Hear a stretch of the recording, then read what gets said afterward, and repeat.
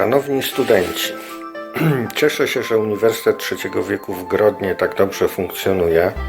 Jesteście dla mnie przykładem energii, aktywności, pomysłowości, bo z tego co wiem, to ciągle jakieś nowe zajęcia się u Was pojawiają.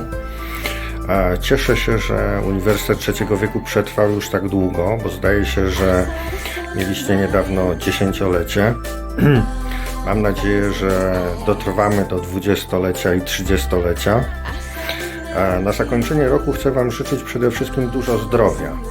Chcę Wam życzyć również wytrwałości i żeby ta pomysłowość nie opuszczała Waszego kierownictwa, a Was, żeby nie opuszczały siły.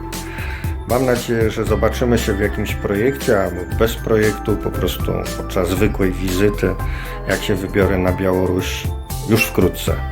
Wszystkiego dobrego.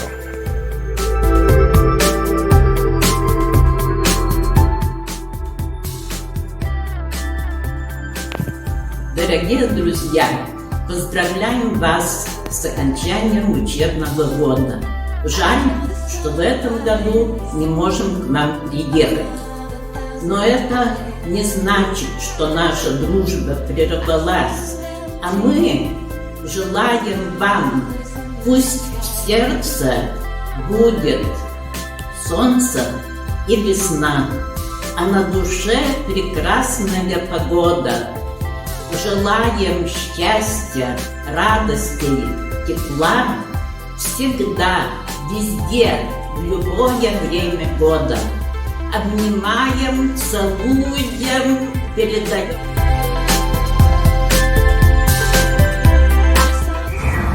Сердечні вітання з України!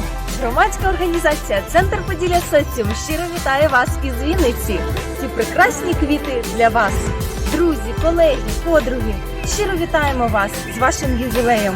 Ми сердечно бажаємо, щоб всі плани здійснювались, щоб ваші думки були світлі, щоб поряд з вами були прекрасні, чудові, натхненні люди. Ми беремо приклад з вас. Ми так само, як і ви, працюємо кожного дня з радістю і змістом. І щиро бажаємо вам великого професійного зростання і задоволення. Святкуємо разом з вами! Хай буде легко на серці і важко в кошельку.